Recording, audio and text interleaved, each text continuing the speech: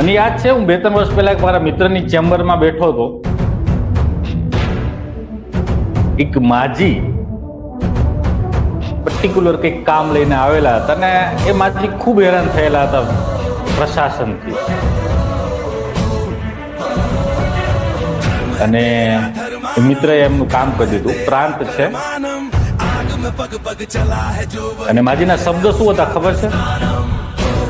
સાહેબ, તમે ભગવાન છો.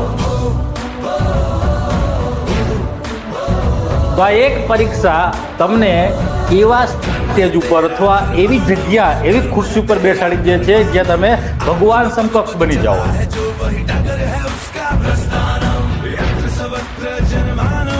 અને આઈએસ જે હોય છે એ પોતાને અમુક સમય પછી ભગવાન માનવામાં લાગતા જ હોય છે.